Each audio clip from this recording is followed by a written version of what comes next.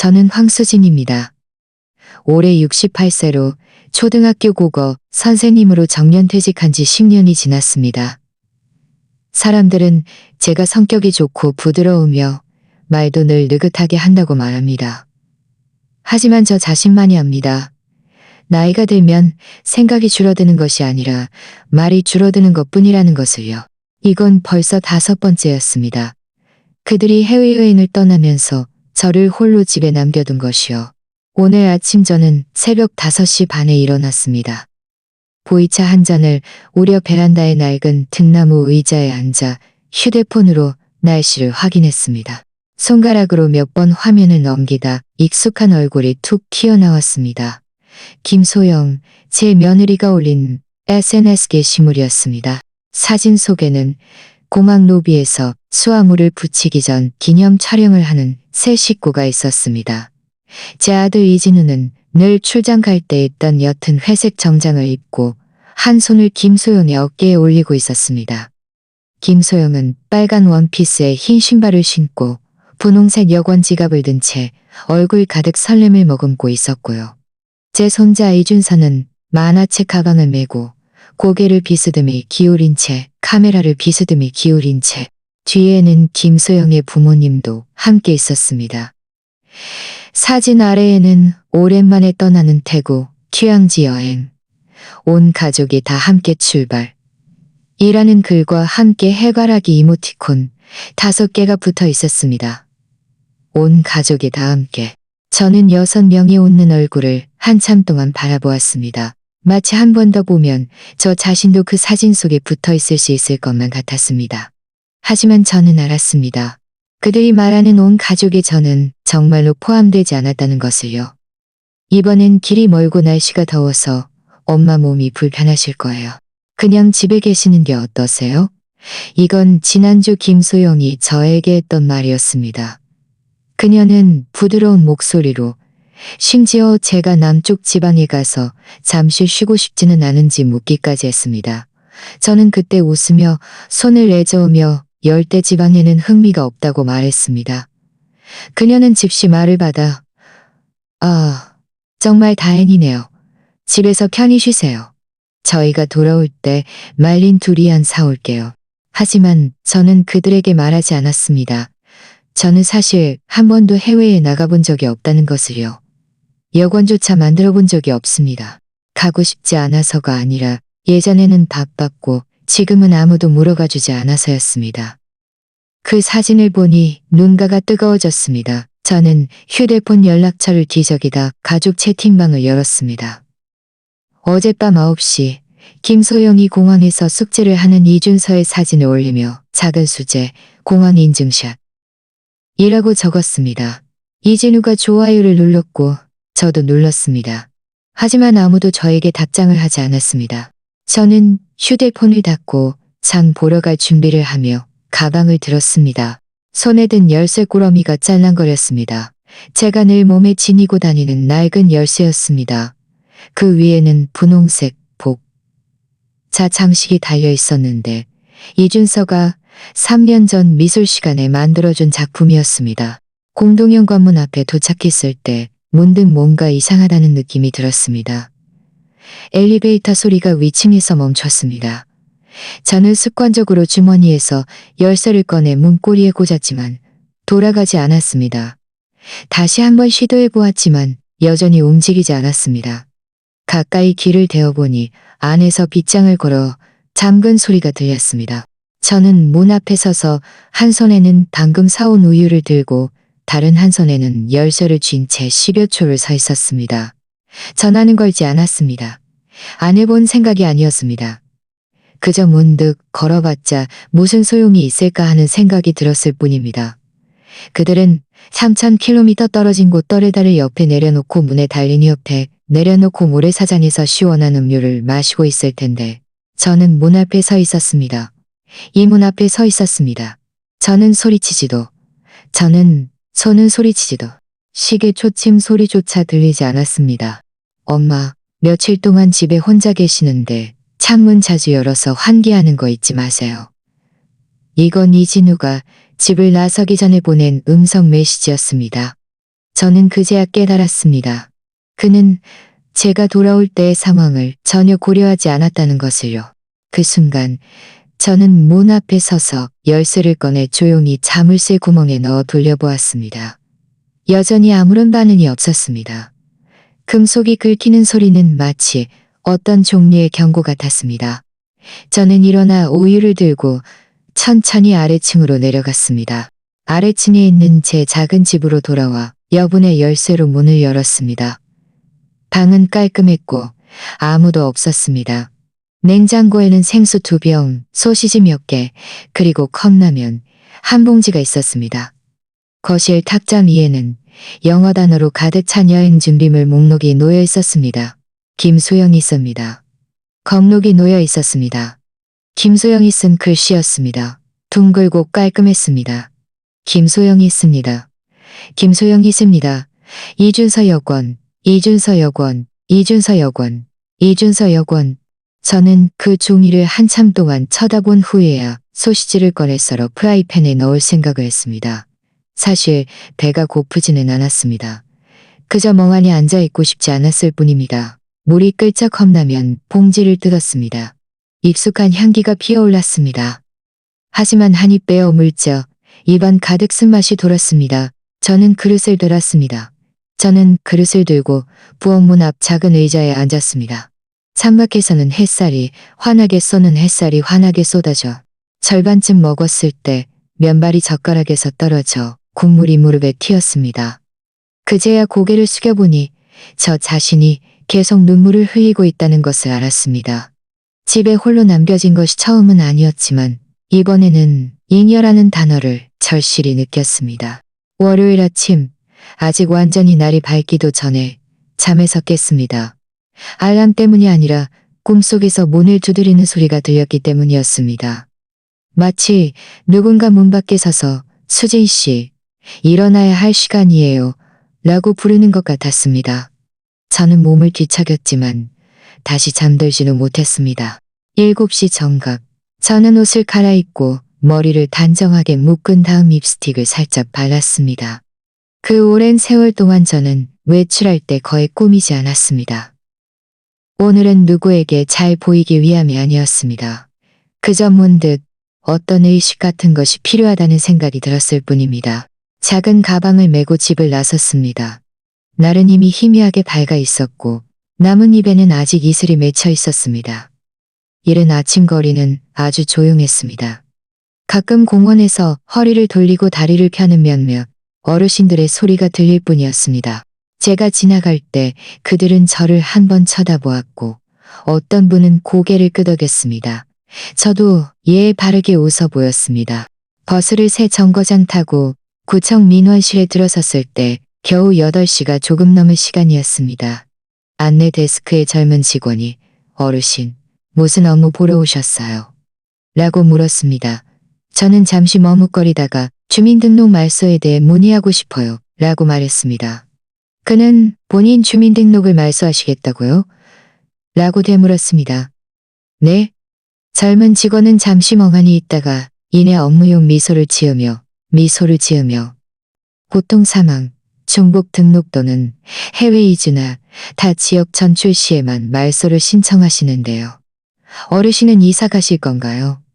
해외 이민이신가요? 아니면 다른 지역으로 옮기시는 건가요? 저는 고개를 저었습니다.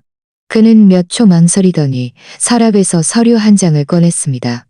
이걸 보실 수 있습니다.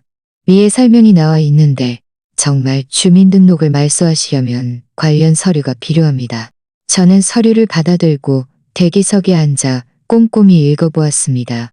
서류에는 사망으로 인한 말소, 중복 등록으로 인한 말소, 국가 정책 조정으로 인한 말소 등 다양한 상황이 빼곡히 적혀 있었습니다. 자발적 말소라는 항목은 없었습니다. 하지만 세대주는 무관한 세대원의 삭제를 신청할 수 있다는 설명에 제 시선이 멈췄습니다. 저는 고개를 숙여 펜을 꺼내 그 줄 아래에 조용히 2줄을 그었습니다. 1시간 후 저는 구청을 나섰습니다. 햇살은 좋았고 마치 아무 일도 없었던 것처럼 자연스러웠습니다. 하지만 저는 알았습니다. 어떤 것들이 이미 느슨해지기 시작했다는 것을요. 오후에는 주민센터 법률상담소에 갔습니다. 노인복지관 맞은편에 있는 작은 민원 창구였습니다. 입구에는 조끼를 입은 남녀 자원봉사자 2명이 앉아 있었는데 둘 다 나이가 많지 않았습니다. 제가 들어서자 여성이 먼저 다가와 어르신, 무엇을 상담하러 오셨어요? 번호표 뽑으셔도 돼요. 저희는 법률 지원도 해드려요. 라고 말했습니다. 저는 상담 창구로 가서 친구 대신 물어볼게요. 그런데 지금 그 친구가 나이가 많아서 집을 팔려고 하는데 나중에 이 주민등록 때문에 복잡해질까봐 걱정하는 거예요. 그 친구 주민등록에서 그들을 제외할 수 있는지 묻고 싶어요. 라고 말했습니다. 젊은 여성 직원은 웃으며 말했습니다. 이런 질문은 저희도 자주 접합니다. 주민등록이 집 매매에 직접적인 영향을 주지는 않지만 거주권 문제와 관련될 수는 있습니다. 가장 중요한 건 세대주가 완전한 통제권을 가지고 있는지 여부입니다. 어떤 경우에는 타인의 주민등록 전출을 신청할 수 있습니다. 저는 고개를 끄덕이며 어떤 절차가 필요하죠? 라고 물었습니다. 그녀는 책자 한 권을 꺼내 들고 하나하나 설명하기 시작했습니다. 저는 귀에 깊게 들으며 때때로 고개를 끄덕이고 가끔 질문을 던져 확인했습니다. 제 마음속에는 이미 그림이 그려졌습니다. 그녀는 단단하게 설명했지만 실제로 그 단계를 밟는 것은 친구 대신 물어보는 것보다 훨씬 복잡할 것이 분명했습니다. 상담소를 나와 저는 곧장 집으로 가지 않고 근처 작은 도서관으로 향했습니다. 그곳은 제가 예전에 자주 가던 곳이었습니다. 퇴직 후 첫 아동 독서 교재를 그곳에서 썼습니다. 사서 선생님은 저를 기억하고 있었습니다. 황 선생님, 오랜만이시네요. 무슨 일로 오셨어요? 자료 좀 보려고요. 저는 그에게 웃어 보이며 구석에 있는 먼지 쌓인 작은 탁자로 걸어갔습니다. 캐비닛을 열고 아래 칸에서 대한민국 주민등록법 책을 하나하나 밑줄 그었습니다. 표지는 이미 조금 낡아 있었습니다. 그 순간 저는 이미 조금 낡아 있었습니다. 몇 년 전 제가 자료를 정리하고 편집할 때 남겨둔 판본이었습니다. 마치 수업을 듣는 것 같았습니다. 다만 이번 수업은 저 자신을 위한 것이었습니다. 저녁 7시 저는 책상에 앉아 전화 한 통을 걸었습니다. 이 번호는 거의 2년 동안 걸어본 적이 없었습니다. 3번 벨이 울린 후 상대방이 전화를 받았습니다. 여보세요? 누구세요? 박 변호사님, 저 황수진이에요. 아이고, 번호 바꾼 줄 알았네. 요즘 정말 신출귀몰하시네. 웬일로 갑자기 나를 찾아? 오늘 구청에 가서 주민등록 관련해서 좀 물어봤어요. 만약 어떤 사람이 세대주인데 가족 중에 다른 사람들이 그 집 주소로 주민등록을 해놓았지만 그 사람들이 오랫동안 집에 머물지 않고 세대주의 안위도 신경 쓰지 않는다면 그 세대주가 주민등록에 있는 사람들을 모두 말소할 수 있나요? 전화 저편은 잠시 조용해졌습니다. 박 변호사님의 목소리가 변했습니다. 아들, 부부 말인가요? 저는 대답하지 않았습니다. 그는 몇 초간 망설이다가 말했습니다. 그런 일은 방법이 있지만 신중하게 처리해야 합니다. 주민등록은 하나를 건드리면 줄줄이 연결되어 있어요. 만약 정말로 결정하신다면 제가 알아봐 드릴 수 있습니다. 저는 누구에게 복수하려는 게 아니에요. 저는 조용히 말했습니다. 그냥 제 삶을 깔끔하게 정리하고 싶을 뿐이에요. 알겠습니다. 전화를 끊자 방 안은 조용해졌습니다. 선풍기 돌아가는 낮은 소리만 들릴 뿐이었습니다. 저는 일어나 화장실로 가서 불을 켰습니다. 거울 속 제 자신을 보았습니다. 눈가의 잔주름은 어젯밤 컵라면을 먹었다고 해서 몇 줄 줄어들지 않았고 정수리의 흰머리도 오늘 많이 걸었다고 해서 더디게 자라지 않았습니다. 하지만 거울 속 제 자신을 보니 문득 그 여자의 눈빛이 어제보다 조금 더 밝아진 것 같았습니다. 새벽 5시 반, 저는 또다시 알람보다 일찍 깼습니다. 창밖에서는 참새들이 베란다 난간 위를 뛰어다니고 있었고 하늘가에는 아직 회색빛 푸른 기운이 감돌고 있었습니다. 저는 일어나지 않고 그저 천장을 바라보며 묵묵히 생각했습니다. 문득 예전에 제가 썼던 여행 일기들을 다시 보고 싶어졌습니다. 어디를 놀러 갔던 기록이 아니라 그들의 해외여행 기록 말입니다. 그들의 한 번 또 한 번 또 한 번 또 한 번 또 한 번 또. 저는 도대체 어떻게 저 자신을 설득했던 걸까요? 저는 침실 책장에서 일기장 한 권을 꺼냈습니다. 퇴직하던 해부터 쓰기 시작한 것이었습니다. 표지는 짙은 파란색이었고 책장 모서리에는 이진우가 당시 어머니날 선물로 준 작은 스티커가 붙어 있었습니다. 첫 페이지는 6년 전 겨울 방학 기록이었습니다. 2019년 1월 10일. 이진우가 올해 홋카이도 스키 여행은 내 다리가 불편해서 넘어질까봐 안 된다고 했다. 그럴듯한 이유였다. 그때 나는 나이가 들면 추위도 많이 타고 나 자신도 현실을 직시해야지라고 썼다.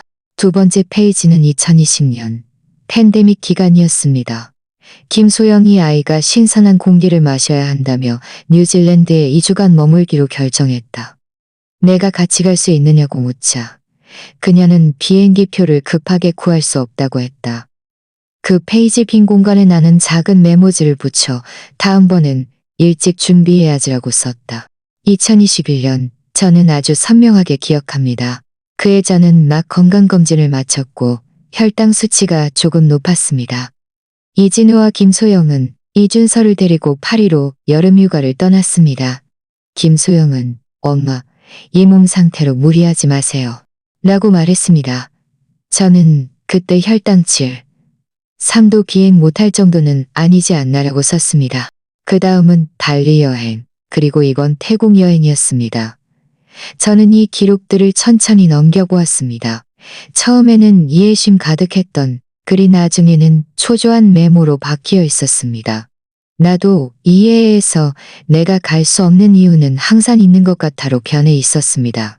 한 페이지에는 내년에는 여권을 만들어야지라고 썼지만 그 문장 뒤에는 아무런 내용도 없었습니다. 저는 일기장을 덮으며 길게 한숨을 쉬었습니다. 제가 늘 멍청했던 것이 아니었습니다. 그저 외면하기로 선택했던 것뿐이었습니다. 오후에 거실을 청소하다가 TV장 밑에서 낡은 그림책 한 권을 발견했습니다. 표지에는 색연필로 삐뚤빼뚤하게 쓰인 5글자가 붙어 있었습니다. 할머니 이야기. 저는 단번에 이준서가 작년에 어머니날 선물로 준 것임을 알아보았습니다. 그때 이준서는 저에게 그림책을 건네며 선생님이 가족 중 가장 특별한 사람을 그리라고 해서 할머니를 선택했어요. 라고 말했습니다. 저는 조심스럽게 그 그림책을 펼쳤습니다. 첫 페이지에는 나무 한 그루가 그려져 있었고 그 옆에는 이것은 제가 어렸을 때 할머니가 공원에 가서 비둘기에게 모이를 주던 모습이에요. 라고 쓰여 있었습니다.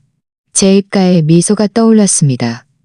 더 뒤로 넘겨보니 빈 페이지들이었습니다. 10장이 넘는 페이지가 모두 비어 있었고 내용이 있는 페이지가 모두 비어 있었고 내용이 있는 페이지는 단 한 장뿐이었습니다. 저는 페이지는 단 장뿐이었습니다. 저는 그 텅 빈 종이들을 한 장뿐이었습니다. 아마 이준서는 손자가 할머니에 대해 기억하는 이야기가 한 페이지뿐이라니. 제가 너무 조용했던 걸까요?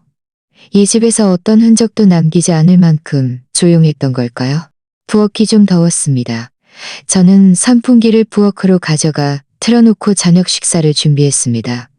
김소영은 떠나기 전에 냉장고에 식재료 목록을 붙여두었는데 그녀의 습관이었습니다. 냉동 새우, 옥수수 알갱이, 소고기 완자, 냉장 계란, 요거트, 식빵. 저는 그 종이를 보고 나서 쌀을 사는 것을 잊었다는 것을 깨달았습니다. 문득 한 가지 일이 떠올랐습니다. 지난달 간장을 사러 갔던 날이었습니다. 그날 저는 재래시장에서 좋은 간장을 한 병 사와서 찬장에 넣어두었습니다. 김소영이 회사에서 돌아오자마자 그것을 보고는 눈살을 찌푸렸습니다. 엄마, 이건 제가 쓰는 브랜드가 아니잖아요. 맛이 달라요. 그녀가 말하는 어조가 너무 날카롭지는 않았지만 저는 그때 웃으며 제 마음은 마치 송곳에 찔린 것 같았습니다. 저는 순수한 양조 간장이라서 한번 써볼까 했지. 하지만 그 간장병은 그 후로 계속 찬장 구석에 놓여 있었고 오늘 제가 꺼내기 전까지는 뚜껑도 열리지 않았다는 것을 알았습니다. 저는 그 간장병을 찬잔해서 뚜껑을 열고 조금만 냄비에 부었습니다. 보글거리는 소리와 함께 냄비에서 향긋한 냄새가 피어올랐습니다. 저는 한 입 맛보았습니다. 짭짤하고 딱 좋았습니다. 꽤 괜찮은 맛이었습니다. 다만 이 맛은 이 집에서 아무도 원하지 않는 것 같았습니다. 오후 4시 휴대폰이 한 번 울렸습니다. 이진우의 영상 통화였습니다. 저는 받았습니다. 그의 배경은 해변의 오두막이었습니다. 옆에는 이준서가 야자수를 만지작거리는 모습이 어렴풋이 보였습니다. 엄마, 어떠세요? 며칠 동안 혼자 계시는 거 괜찮으세요? 저는 고개를 끄덕였습니다. 괜찮아. 너희는 날씨 어때? 너무 더워요. 그는 웃으며 땀을 닦았습니다. 김소영이 준서 데리고 해줘. 저는 고개를 저었습니다. 아니, 괜찮아. 괜찮아. 나 아직 슈퍼마켓도 발이 불편하셔서 예전에도 수영 못 하셨잖아요. 엄마, 며칠 동안 집에서 쉬세요. 이진우는 고개를 끄덕이고 다시 시계를 보았습니다. 저희 아직 일정이 있어서요. 더는 못 말하겠어요. 엄마, 몸 조심하세요. 그는 전화를 끊기 전에 저희 며칠 놀다 돌아갈게요. 라고 덧붙였습니다. 저는 까맣게 변한 화면을 멍하니 바라보았습니다. 마음속이 싸늘해졌습니다. 이 느낌은 실망이 아니라 완전히 깨달음이었습니다. 이곳은 이진우와 김소영의 집입니다. 그들 부부와 아이의 공간입니다. 저는 손님이었고 손님방에 머물며 그들이 준비해준 생활용품을 사용하고 그들이 정한 식사를 하고 그들이 허락한 간장을 사용했습니다. 저는 작은 여행 가방을 끌고 침대 옆에 앉아 지퍼를 올렸습니다. 딸깍 하는 소리가 들렸습니다. 그 소리는 마치 마음속 어떤 것이 닫히는 소리 같았습니다. 저는 그곳에 앉아 창밖으로 어두워지는 하늘을 바라보며 나지막이 말했습니다. 황수진, 이제 떠나야 할 때야. 그날 저녁, 저는 동네 마트에서 나오다가 공원 쪽에서 스피커로 안내 방송이 나오는 것을 들었습니다. 노인복지관에서 오늘 밤 법률 강좌가 있는데 내용은 주택 상속 및 주민등록 변경 주의 사항이라고 했습니다. 저는 별 생각 없이 그 회관으로 들어갔습니다. 회관이라고는 하지만 사실은 낡은 단층 건물에 불과했습니다. 벽에는 주민센터 문화 홍보 게시판이 붙어 있었고 안에는 20개 남짓한 접이식 의자가 놓여 있었는데 절반도 채 차지 않았습니다. 대부분 저와 비슷한 또래의 아주머니들이었고 지팡이를 짚은 어르신들도 몇 분 계셨습니다. 저는 맨 뒷줄 구석 자리에 앉아 지나가다 들른 척 강좌를 들었습니다. 강의를 하는 사람은 30대 초반의 최 변호사였습니다. 안경을 쓰고 목소리는 크지 않았지만 말은 또렷했습니다. 그는 처음부터 주민등록, 부동산, 그리고 상속 이 세 가지는 가족 문제가 얽히면 법률 문제가 아니라 인정 문제가 됩니다. 라고 말했습니다. 저는 그의 말을 들으며 조용히 고개를 끄덕였습니다. 그는 아주 자세히 설명했는데 특히 한 가지 상황을 언급했습니다. 세대주가 사망을 언급했습니다. 세대주가 사망하기 전에 자녀들이 몰래 주민등록을 옮겨놓고 세대주가 사망하자 주민등록, 관계가 원조 인구가 되어 상속과 부동산 부대되어 이론적으로 세대주는 가족 구성원 변경을 신청할 수 있습니다. 특히 실제 거주하지 않고 경제적 부양 관계가 없는 경우에 그렇습니다. 이 말을 듣자 저는 저도 모르게 손에 쥔 수첩을 꽉 쥐었습니다. 그리고 그 위에 조용히 5글자를 적었습니다. 세대주 결정권. 강좌가 끝난 후 주민센터 사회복지사가 작은 안내 책자를 나눠주었습니다. 내용은 방금 들은 강의와 같았고 몇 가지 사례도 함께 실려 있었습니다. 최 변호사가 강단에서 내려올 때 저는 질문을 하고 싶었지만 참았습니다. 지금은 나설 때가 아니었습니다. 먼저 내용을 확실히 이해해야 했습니다. 회관을 나섰을 때 이미 날은 어두워져 있었습니다. 아래 공원의 불빛이 바닥 타일을 환하게 비추고 있었습니다.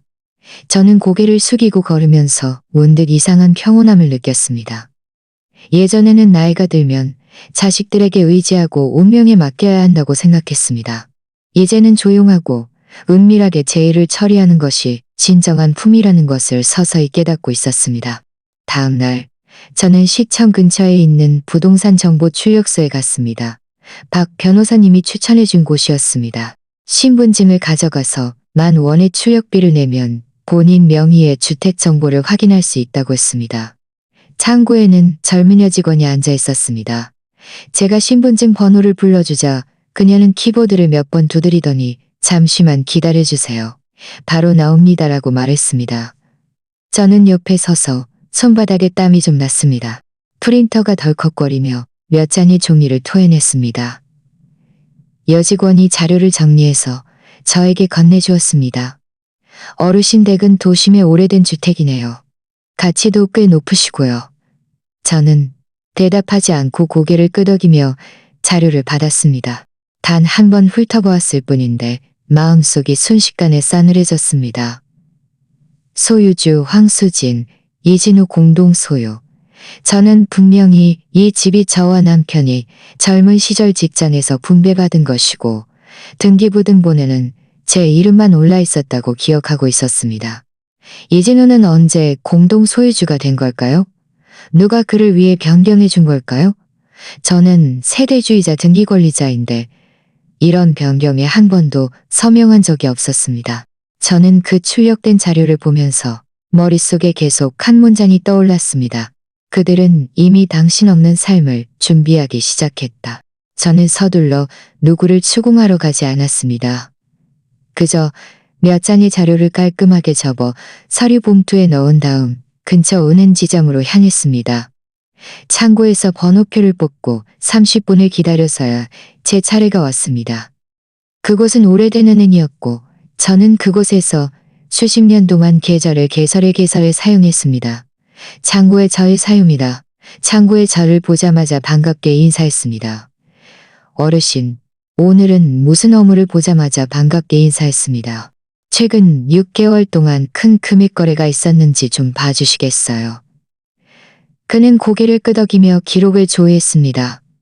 어르신, 이 카드는 공동명의 카드이고 이진우 선생님과 공동 계좌입니다. 여기 보시면 몇 건의 큰 지출이 있습니다. 석 달 전 30,000원은 교육훈련 비용이라고 적혀 있고 지난달 굳혀 있고 지난달 9,000원은 모 항공사 플랫폼에서 사용되었습니다.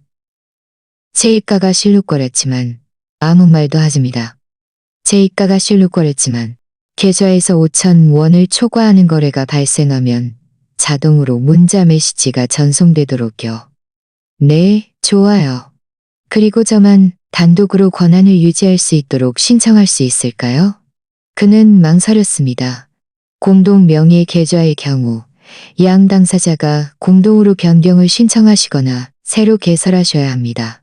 저는 고개를 끄덕이고 더 이상 말하지 않았습니다. 은행을 나설 때 저는 문득 아주 냉정해졌습니다. 분노가 아니라 마치 누군가가 뒷문으로 제 재산을 몰래 가져가는 듯한 황당함이었습니다. 마치 아침에 잠에서 깨어보니 부엌에 쌀통이 비어있는데 아무도 쌀이 어디로 갔는지 말해주지 않는 것 같았습니다. 이틀 후 저는 자료를 들고 박 변호사님을 찾아갔습니다. 그의 사무실은 오피스텔에 있었습니다. 문을 열고 들어갔을 때 그는 막 서류들을 정리하느라 바빴습니다. 제가 상황을 설명하자 그의 첫 반응은 다소 형식적인 업무용 친절함이었습니다. 황 아주머니, 주민등록 관련해서 상담하러 오셨나요? 저희가 보조 변호사를 배정해 드릴 수 있습니다. 저는 그의 말을 끊었습니다. 집 명의는 원래 저 혼자였는데 지금은 아들 이름이 추가되었습니다. 하지만 저는 한 번도 서명한 적이 없습니다. 그리고 공동 명의 계좌에서 제 이름으로 빈번하게 지출된 기록도 발견했습니다. 저는 먼저 통제권을 명확히 한 후에 부동산 명예 철회 절차를 고려하고 싶습니다. 박 변호사는 저를 몇 초간 응시하더니 고개를 끄덕였습니다. 이쪽으로 관련 서류 가져오셨나요? 저는 가방에서 주민등록등본 사본, 부동산 등기 추력본, 은행 거래 내역서를 꺼내 그의 앞에 하나하나 깔끔하게 펼쳐 놓았습니다. 그는 자료를 넘겨보며 목소리가 즉시 변했습니다. 황 아주머니, 정말 완벽하게 준비해 오셨네요. 이제 저희가 몇 가지 절차를 단계적으로 진행할 수 있습니다. 주민등록이의 신청, 부동산 소유권 조사, 그리고 관계조정 신청 등이 포함됩니다. 저는 고개를 끄덕였습니다. 저는 변호사님들이 쓰시는 용어를 했습니다. 저는 변호사님들이 쓰시는 잘 협조할게요. 그저 제가 정신이 맑을 때 저희 것을 갈게요. 집으로 돌아오는 길에 저는 작은 전자제품 가게에 들러 USB 메모리와 사진기 스탠드를 샀습니다. 저는 제 자료들을 직접 사진 찍어보고 녹음 파일을 USB에 저장해 보았습니다. 이진우는 늘 제가 스마트폰을 잘 못 쓴다며 엄마, 이런 복잡한 거 만지지 마세요. 고장나면 또 고쳐야 하잖아요. 라고 말했습니다. 하지만 저는 서서히 깨달았습니다. 제가 못하는 것이 아니라 아무도 가르쳐주려 하지 않았다는 것이 아니라 저는 거실에 앉아 모든 증거 자료를 사진으로 찍어 하나하나 폴더에 깔끔하게 정리했습니다. 주민등록등본, 부동산 등기부 등본, 은행 거래 내역, 법률 강좌 필기까지. 주민센터로 가는 길에 입은 베이지색 트렌치코트는 이진우가 지난번에 사준 것이었습니다. 그는 베이지색이 사람을 활기차 보이게 하고 늙어 보이지 않게 한다고 말했습니다. 저는 오늘 이 품위 있는 옷차림이 실제 창구 앞에서 얼마나 효과가 있을지 보고 싶었습니다. 주민센터 주민등록 창구는 1층 구석에 있었고 그리 붐비지 않았습니다. 저는 미리 인터넷으로 업무 시간과 필요 서류를 확인했습니다. 가방에는 증거 서류들과 새로 산 USB 메모리가 들어있었습니다. 저는 번호표 기계 앞에 서서 주민등록 업무 버튼을 눌렀습니다. 받은 번호는 7번이었습니다. 앞에 두 사람이 더 있었습니다. 에어컨이 아주 강하게 틀어져 있었습니다. 저는 다방 위에 두 손을 포개어 살짝 땀이 나는 손바닥을 눌렀습니다. 당황스럽지 않았습니다. 그저 묵직한 힘이 느껴질 뿐이었습니다. 제 번호가 전광판에 뜨자 저는 일어나 유리창 앞에 섰습니다. 맞은편에는 30대 초반의 안경 쓴 남자 경찰관이 앉아 있었습니다. 태도는 온화한 편이었습니다. 안녕하세요. 무슨 업무 보러 오셨어요? 저는 가방에서 자료들을 꺼내 하나하나 가지런히 놓았습니다. 저는 이 세대의 세대주 황수진입니다. 올해 68세입니다. 오늘 3명의 가족 구성원 주민등록 말소를 신청하러 왔습니다. 제 아들, 며느리, 그리고 손자입니다. 저는입니다. 주민등록을 말소를 신청하러 왔습니다. 저는 주민등록을 말소하는 것입니다. 저는 집주인인데 그들이 무단으로 전입한 것을 몰랐습니다. 그분들의 주민등록을 말소하시겠다는 건가요? 그는 고개를 숙여 자료를 살펴보았습니다. 저는 출력해온 부동산 정보, 낡은 주민등록등본 사본, 그리고 박 변호사님이 정리해준 신청 서류를 함께 권했습니다. 그는 아주 꼼꼼하게 살펴보았고 중간에 몇 가지 질문을 했습니다. 그분들은 지금 어디에 거주하고 계십니다. 그분들은 지금 어디에 거주하고 계십니까? 그분들은 거주하고 계십니까? 그분들은 지금 머물지 않고 경제적으로도 저와 연락하지 않습니다. 그는 계속해서 서류를 넘겨보더니 물었습니다. 그것을 증명할 자료가 있습니까? 저는 고개를 끄덕이며 휴대폰에서 녹음 파일을 찾아 재생했습니다. 박 변호사님이 저에게 녹음하라고 가르쳐준 것이었습니다. 얼마 전 이진우가 전화해서 은행 카드를 갱신해야 한다고 했을 때 제가 네가 내 명의로 된 집을 바꾼 적 있니? 라고 물었습니다. 그는 엄마, 저도 나중에 부동산을 처리하기 쉽게 하려고 그랬습니다. 주민센터 경찰관은 녹음을 다 듣고 자세를 고쳐 앉아 진지하게 말했습니다. 이 녹음 파일은 증거 자료로 활용될 수 있습니다. 저는 덧붙였습니다. 저는 더 이상 그들의 거주 증명 의무를 부담하지 않을 것이고 거주 주소도 제공하지 않을 것입니다. 그들은 이곳에 살지 않으며 부양 행위도 없습니다. 그는 말했습니다. 황 여사님, 현재 제출하신 자료에 따르면 저희가 예비될 수 있습니다. 정식 승인은 상급 주민등록부서에서 조사 및 확인, 적인 절차민 등록, 부서에서 조사 및 확인 절차인 등록. 저는 아주 빠르게 대답했습니다. 그럼 이 서류에 서명해 주십시오. 그는 세대주 신청, 가족 구성원 전출 등록 서류라고 적힌 서류 한 부를 건넸습니다. 저는 펜을 받아들었습니다. 손은 다소 뻣뻣했지만 펜은 떨리지 않았습니다. 저는 한 획째 이름을 써 내려갔습니다. 황수진. 그 순간 저는 깨달았습니다. 정부 서류에 독립적인 시민의 신분으로 서명하는 것은 이번이 처음이라는 것은 이번이 어머니로서도 가족 대표로서도 자녀의 후견인으로서도 아닌 그저 저 황수진 68세의 제가 제 인생을 관리하겠다고 신청하는 것이었습니다. 저는 대기실에 거의 1시간 동안 앉아 있었습니다. 아이를 데리고 신분증을 갱신하는 사람들, 결혼증명서를 들고 있는 사람들, 출생증명서를 안고 있는 사람들이 오갔습니다. 저는 그곳에 앉아 눈을 떼지 않고 창구를 바라보았습니다. 마침내 전광판이 다시 번쩍이며 제 번호가 불렸습니다. 저는 다시 불려갔습니다.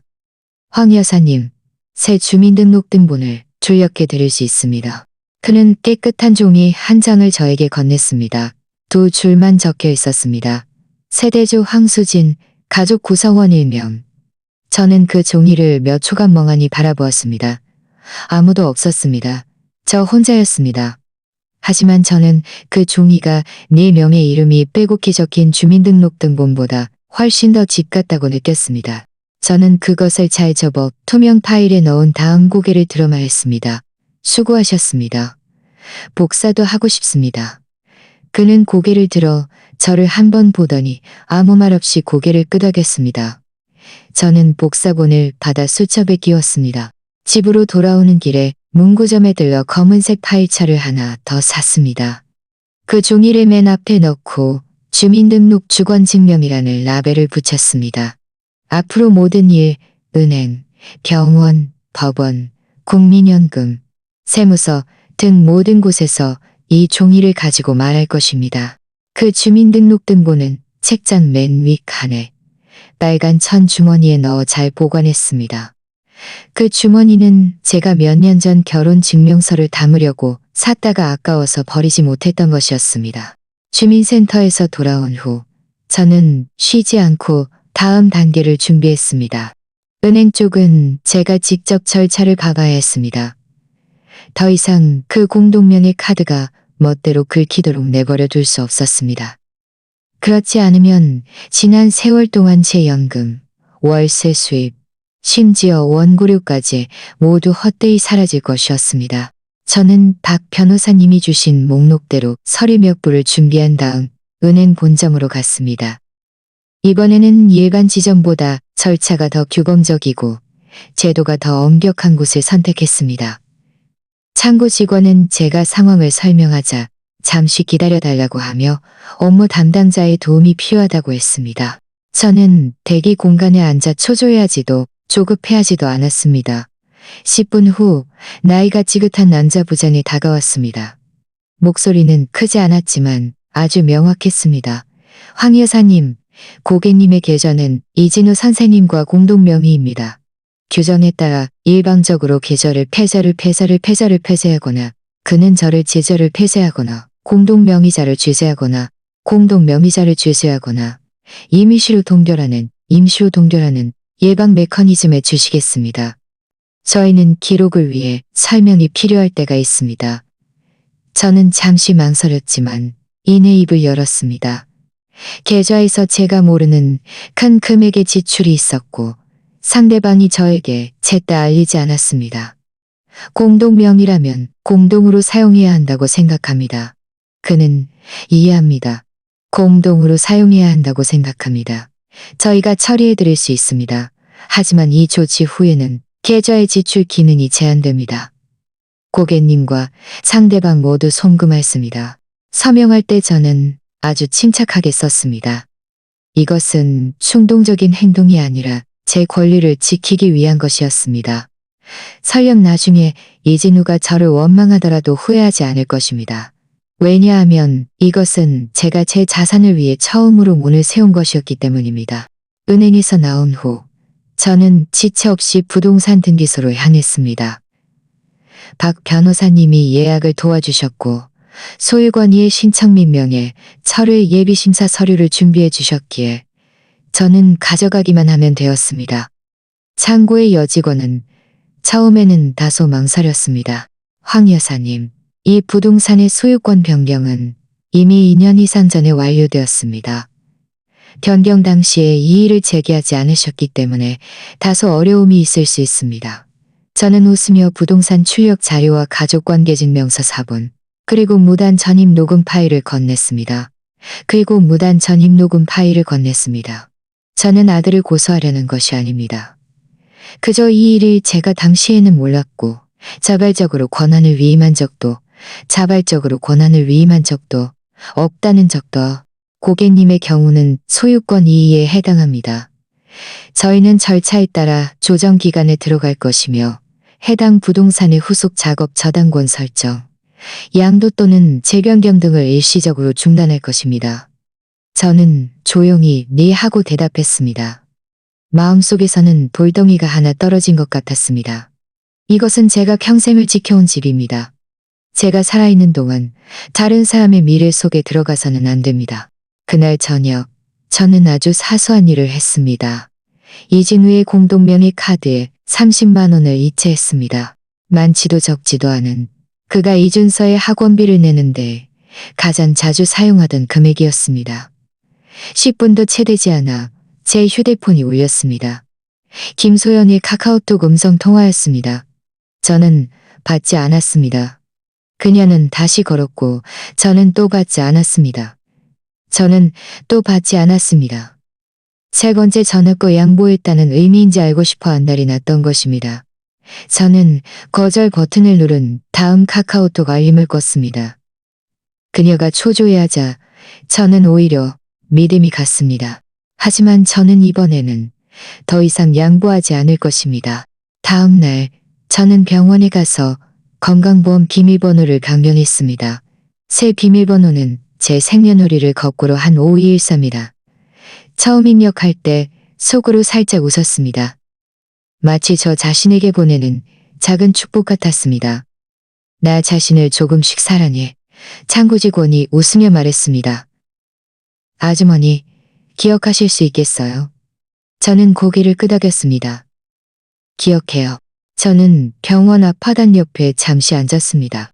아이를 데리고 예방접종을 맞으러 온 젊은 부부들을 보면서 문득 한 문장이 떠올랐습니다. 앞으로 아프더라도 너희에게 병원에 데려다 달라고 의지하지 않을 거야. 이것은 토라지거나 시위하는 것이 아니었습니다. 그저 제가 깨달은 것이었습니다.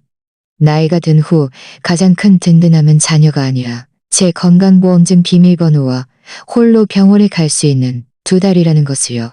비행기는 오후 2시 반 인천국제공항에 착륙했습니다. 햇볕이 뜨거웠습니다. 저는 그들을 마중 나가지 않았고 연락도 하지 않았습니다. 휴대폰은 여전히 꺼져 있었고 카카오톡 가족 채팅방의 알림은 이미 2주 전에 사라졌습니다. 그들이 착륙했을 때 저는 아파트 단지 정자에서 낡은 잡지 한 권을 보고 있었습니다. 바람이 책장을 넘겼고 포도 덩굴 사이로 햇살이 쏟아져 들어와 잡지의 뉴스 칼럼에 비쳤습니다.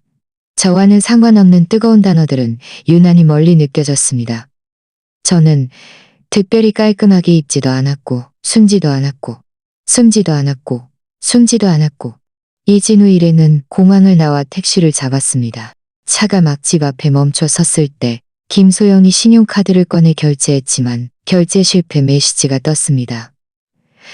그녀는 2번 연속으로 긁었지만 여전히 거래 중지 메시지가 나왔습니다. 이진우가 자신의 카드로 결제해보려 했지만 계좌가 현재 안전 동결 상태입니다. 잔액 조회만 가능합니다라는 메시지가 떴습니다. 이게 무슨 뜻이야? 그는 눈살을 찌푸리며 나지막이 그녀에게 물었습니다.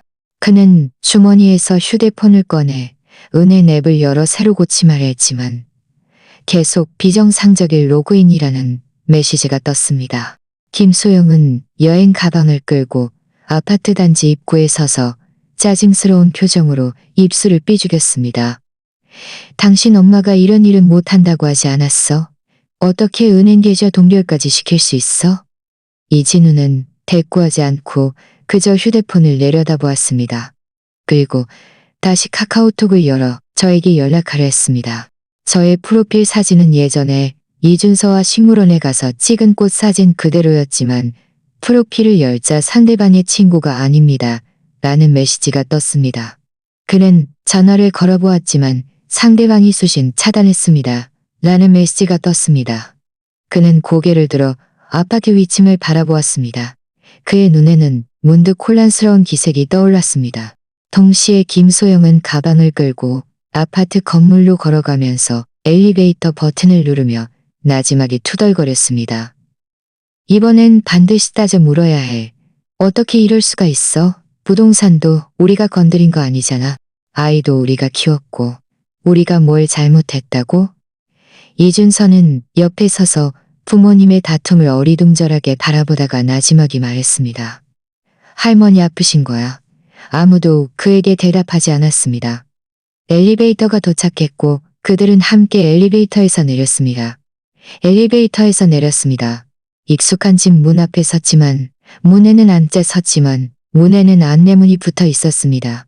문에는 열쇠를 꽂아 몇 번 시도해 보았지만 꼼짝도 하지만 꼼짝도 하지 몇 번 시도해 보았지만 본 세대주택은 8월 1일 세대주 권한 변경이 완료되었습니다.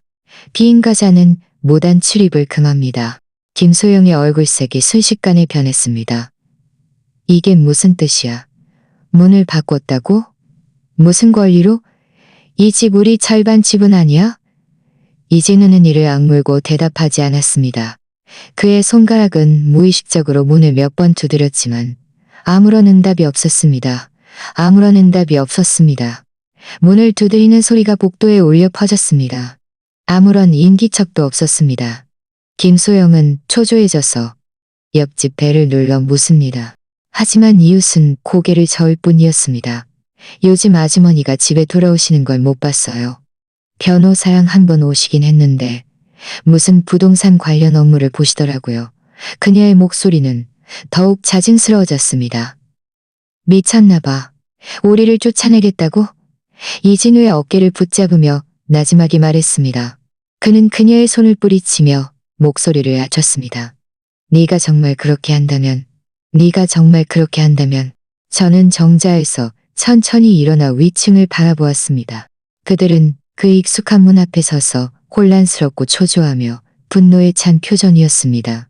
저는 올라갈 생각도 문을 열 생각도 하지 않았습니다. 그저 아래층에 조용히 서서 마치 오래된 연극을 다시 보는 것처럼 말입니다.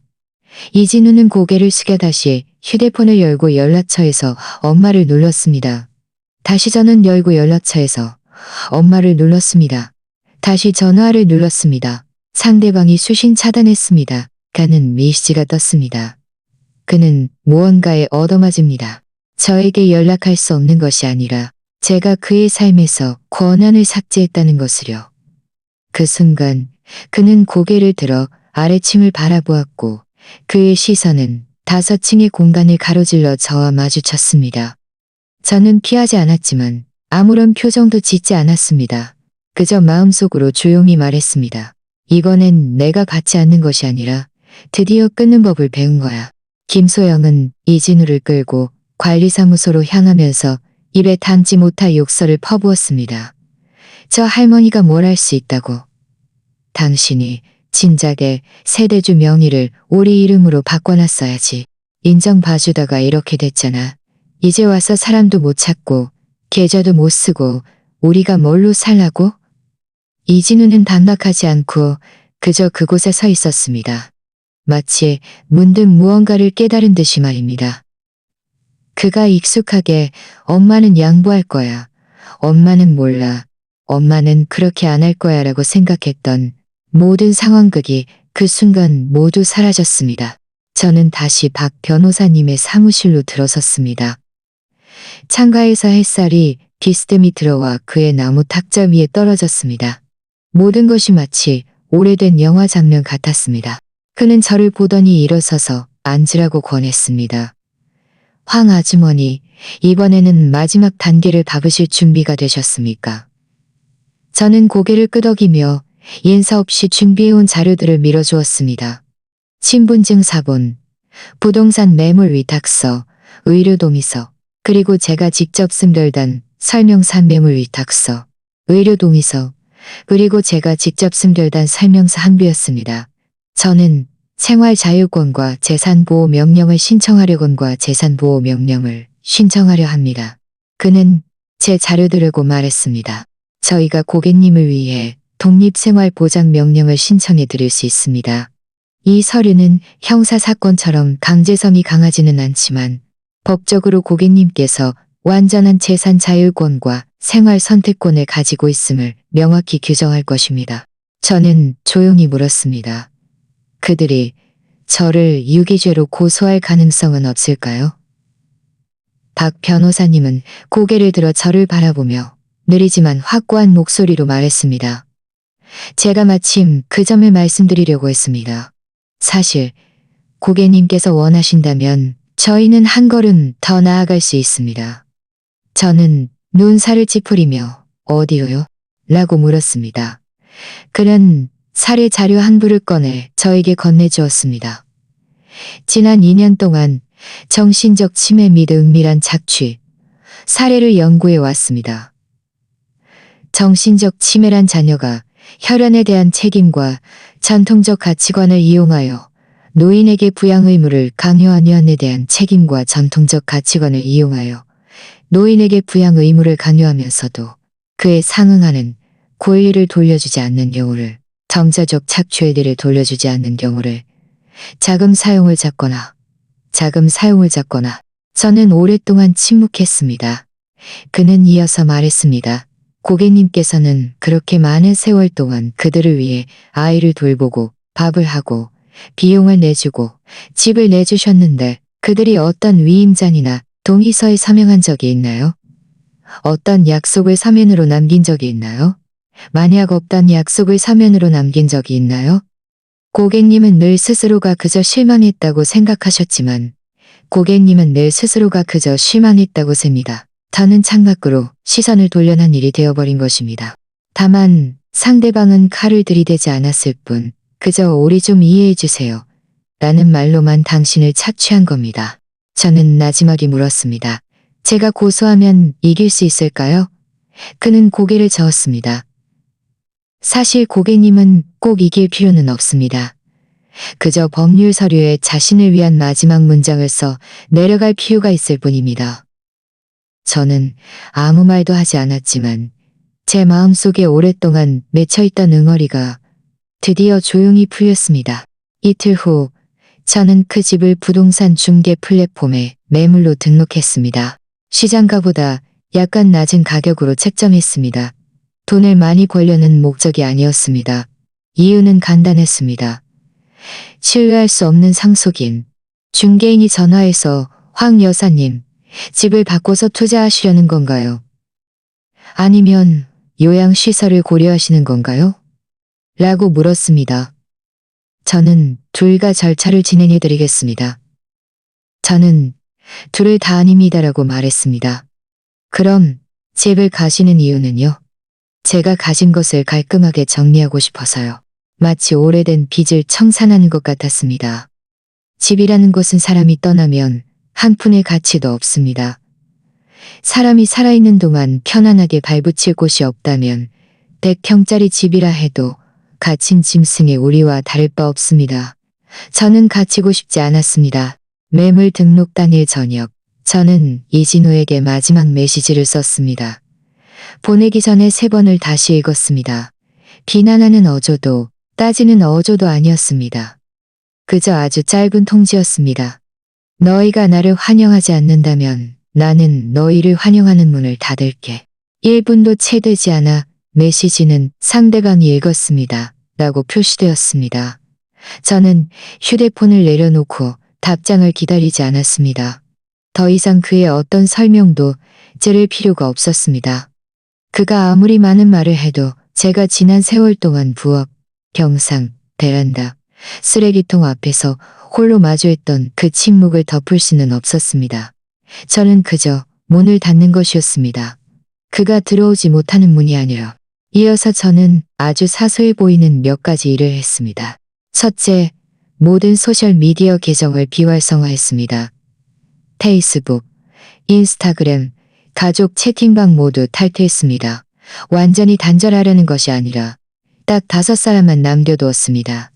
오래된 동료 1분, 독서 모임 관리자 1분, 독서 모임 관리자 1분, 주민센터 건강검진 자원봉사자 1분, 공예를 하는 이웃 1분, 그리고 박 변호사님이었습니다. 저는 이 5사람에게 새 휴대폰 번호를 보내고 비골하네. 둘째, 현금으로 구형 휴대폰을 하나 샀습니다. 보이스피싱 경고, 알림과 문자, 자동 전원 기능을 설정했습니다. 벨소리는 한 번만 울리도록 했습니다. 더 이상 누가 먼저 저에게 연락해 주기를 기다리지 않을 것입니다. 저는 기본적인 통신만 유지합니다. 필요할 때 제가 전화를 걸 수는 있지만 아무도 저에게 전화할 수는 없습니다. 셋째, 새 달력을 하나 샀습니다. 매달 중요한 일정을 그 위에 적었습니다. 건강검진, 국민연금 납부, 주민센터 강좌, 그리고 혼자 보내는 명절 계획까지. 더 이상 온 가족이 함께할 것이라는 가설로 날들을 채우기를 기다리지 않을 것입니다. 마지막으로 한 일은 거실 벽에 걸려있던 가족 사진을 내리는 것이었습니다. 그 사진은 잘 찍힌 편이 아니었습니다. 이준서는 눈살을 찌푸리고 있었고 김소영은 휴대폰을 내려다보고 있었으며 이진우는 형식적으로 웃고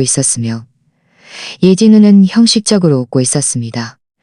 저는 맨 가장자리에 서서 한 손에는 장바구니를 들고 있었습니다.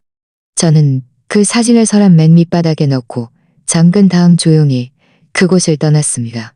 초인종 소리가 들렸을 때 저는 즉시 움직이지 않았습니다. 그저 손을 든 실타래를 천천히 가마바구니에 넣고 스웨터를 단정하게 적은 다음 손을 닫고 문을 열었습니다. 문 앞에는 이진우 혼자 서 있었습니다. 김소영도 이준서도 데려오지 않았습니다. 그의 얼굴은 다소 참백했고 눈빛은 지쳐 보였습니다. 며칠 동안 감정적으로 힘든 시간을 보낸 것이 분명했습니다. 엄마. 그가 저를 불렀습니다. 그의 목소리에는 비난의 기색이 없었고 오히려 죄 없는 학생 같았습니다. 들어가도 될까요? 저는 고개를 끄덕이며 옆으로 비켜섰습니다. 그가 들어설 때 그는 조심스러웠습니다. 마치 제가 어렸을 때 그를 데리고 외할머니 댁에 갔을 때처럼 말입니다. 분명 장남이었지만 늘 다른 사람에게 폐를 끼칠까봐 걱정했습니다. 그는 거실 구석의 작은 소파에 앉아 두 손을 깍지 끼고 방 안을 한 바퀴 둘러보았습니다. 마치 어떤 변화라도 찾으려는 듯이 말입니다. 엄마, 도대체 뭘 하고 계세요? 그가 마침 내 입을 열었습니다. 저는 그의 맞은편에 자연스러운 자세로 앉았습니다. 감정적으로 동요하지도 않았고 미리 대본을 준비하지도 않았습니다. 내 인생을 정리하고 있어. 제가 말했습니다. 그는 저를 멍하니 바라보았습니다. 마치 이해하지 못하는 것 같기도 하고 감히 이해하려 들지 않는 것 같기도 했습니다. 엄마, 저희가 최근에 잘못했다는 거예요. 그가 이 말을 할 때 목소리가 아주 낮았습니다. 하지만 어떻게 이렇게 단번에 끊어버릴 수가 있어요? 저는 대답하지 않고 그저 조용히 한숨을 쉬었습니다. 그리고 미리 준비해둔 작은 수첩을 꺼내 탁자 위에 놓았습니다. 네가 한번 봐봐. 그는 망설이며 그것을 집어 첫 페이지를 펼쳤습니다. 수첩은 제가 퇴직하던 해부터 올해까지 직접 쓴 기록들이었습니다. 2008년 6월 퇴직 첫날 이진우와 이준서를 돌보기 시작했다. 매일 아침 6시에 일어나 아침 식사를 준비하고 저녁 10시에는 부엌을 정리했다. 매달 식비는 내 연금에서 지출했다. 2011년 3월 김소영이 출산 임박으로 내 방으로 들어와 머물렀다. 산후 42일 동안 돌보았지만 어떤 간병비도 받지 않았다. 2013년 11월 주택 명의 변경 절차를 처음 신청했다. 이진우는 미리 알리지 않고 대출을 위해 서류에 서명만 해달라고 했다. 그 결과 소유권이 공동 명의로 바뀌었다. 2015년부터 집의 모든 수도세, 전기세, 가스비는 내가 대납했다. 아들은 설날 전에 한 번만 송금했다. 2017년 10월 내가 병원에서 4일 동안 입원해 있었지만 아무도 간병해주지 않았다. 간호사가 아드님은 혼자 오실 수 있다고 하지 않았나요? 라고 물었다. 2021년 설날 이준서가 나에게 할머니는 그냥 집에 있는 아주머니 같은 존재인가요? 라고 물었다. 그때 김소영이 부엌에서 크게 웃으며 거의 비슷해라고 말했다. 이진우는 여기까지 있다가 손이 떨리기 시작했습니다.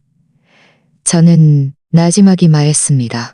이것들은 네가 나에게 갚아야 할 것이 아니라 그저 네가 지난 10여 년 동안 내가 손주를 돌보며 한가로이 노년을 보낸 것이 아니라 너의 삶의 어떤 부분을 책임지고 있었다는 것을 네가 이해하기를 바랄 뿐이야.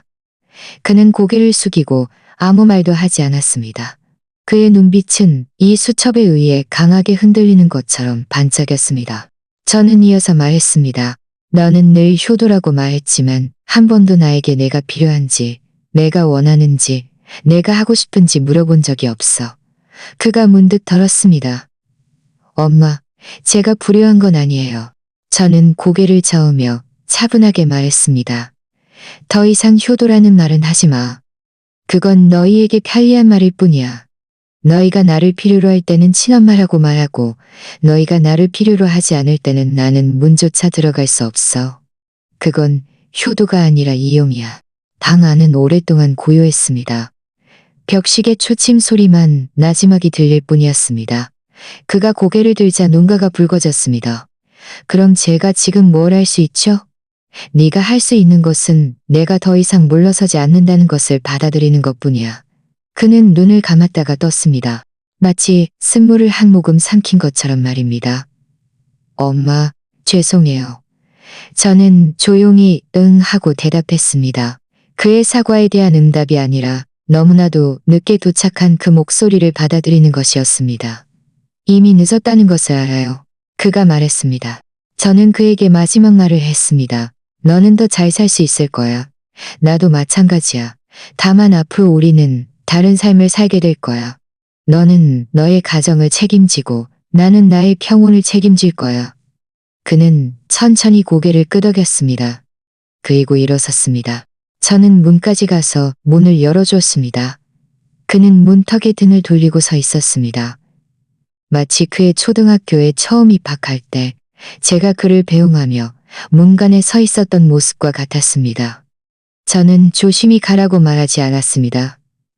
제가 이 세 마디 말을 하지 않은 것은 이번이 처음이었습니다. 문이 닫히는 그 순간 저는 마침내 길게 한숨을 토해냈습니다. 홀가분함도 용서도 아니었습니다. 그저 제가 마침내 엄마라는 역할을 제 어깨에서 내려놓은 것이었습니다.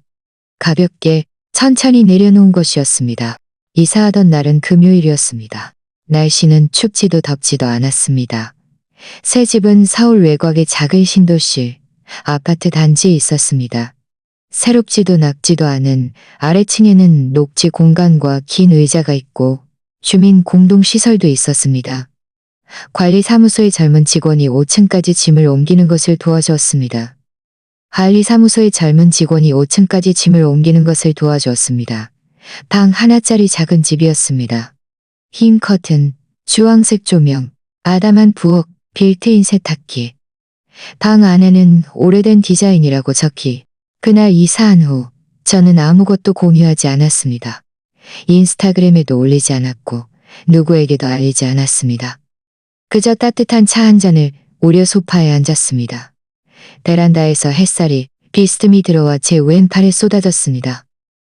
저는 조용히 한숨을 쉬었습니다. 그것은 제가 오랫동안 느껴보지 못했던 것이었습니다. 평온함, 방해받지 않는 종류의 평온함. 저는 이제 매주 화요일 오전에 시립도서관에서 자원봉사 강좌를 합니다. 강좌 이름은 제가 직접 정했습니다.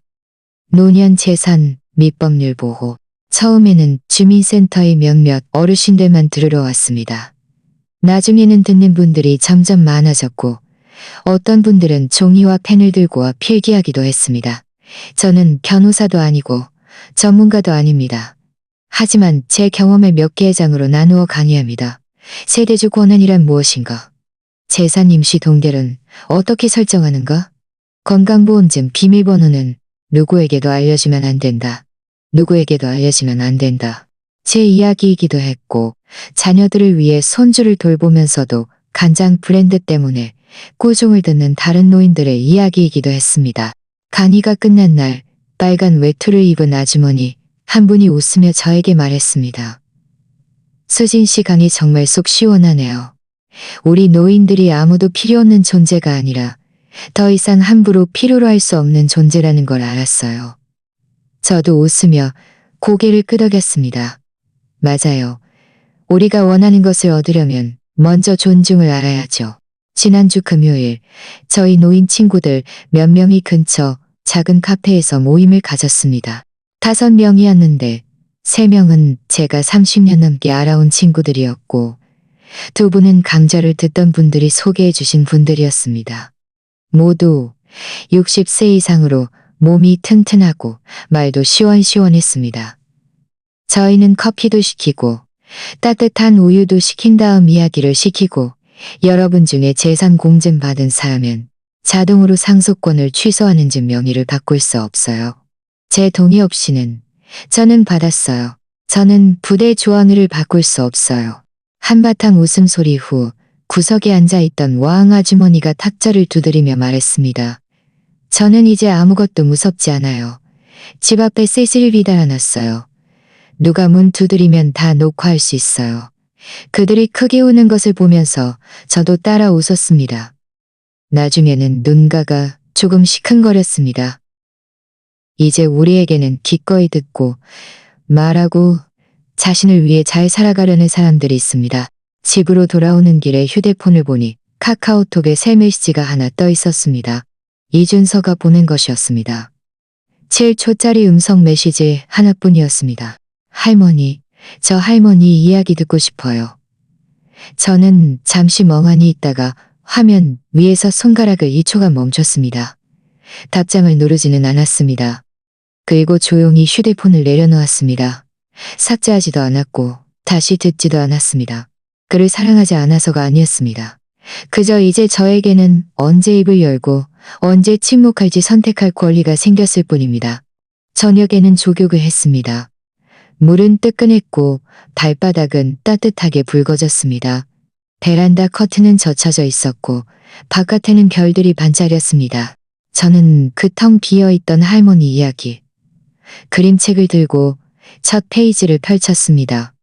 펜을 들었습니다. 이번에는 드디어 어디서부터 시작해야 할지 알았습니다. 저는 빈 페이지에 제 이야기를 써 내려갔습니다. 주민등록 말소를 하던 그 순간부터 황수진의 이야기는 어떤 이들에게는 극단적으로 들릴지도 모릅니다. 한 노인이 온 가족의 주민등록을 말소하고 계좌를 동결하고 집을 팔아버린 후 스스로를 어머니라는 신분에서 분리하여 오직 자신만의 삶을 사는 시민으로 다시 태어난 이야기입니다. 하지만 이 모든 과정에서 그녀는 다투지도 소란을 피우지도 복수하지도 않았습니다. 그녀는 그저 더 이상 기다리지 않았을 뿐입니다. 자녀들이 함께 가자고 말해주기를 더 이상 기다리지 않았고 가족들이 자신을 위한 자리를 더 이상 기다리지 않았습니다. 자신이 유용한 역할이 조금의 품이라도 가져다 주기를 더 이상 기다리지 않았습니다. 그녀가 걸어간 길은 많은 사람들이 마음속으로 감히 생각조차 못하는 길이었습니다. 그것은 원하지 않아서가 아니라 귀찮을까봐, 외로울까봐, 혼자 지낼까봐 두려워서였습니다. 하지만 그녀는 주민등록 말소, 소유권 변경, 가족 채팅방 탈퇴와 같은 냉정하고 이성적인 행동으로 스스로를 이용당하는 사람에서 자신만의 사람으로 조금씩 변화시켰습니다. 그녀의 이야기를 다 읽고 나니 문득 비슷한 일이 떠오르지 않으셨나요? 이미 정해져 버린 명절 계획이라거나 요리 후에 불평을 들었던 식사, 아니면 분명히 아팠는데도 홀로 택시를 타고 병원에 갔던 아침 말입니다. 스스로에게 한번 물어보셨나요? 나도 이제 나 자신을 위해 생각해야 할 때가 온 걸까? 오늘 이야기는 여기까지입니다. 저희 채널의 작은 목표인 구독자 3,000명 달성을 도와주실 몇 번째 분이 되실까요? 지금 바로 구독해주세요. 채널의 성장을 함께 지켜봐 주시길 진심으로 초대하며 제 이야기가 여러분께 도움이 되기를 바랍니다. 다음 시간에 또 만나요. 본 채널의 이야기는 사회 뉴스, 시청자 제보 및 댓글 공유를 포함한 실제 사건을 각색한 것입니다. 내용에 대한 의견이나 제안이 있으시면 댓글로 토론하거나 여러분의 이야기를 들려주세요. 아마 다음 이야기의 주인공은 바로 당신일지도 모릅니다.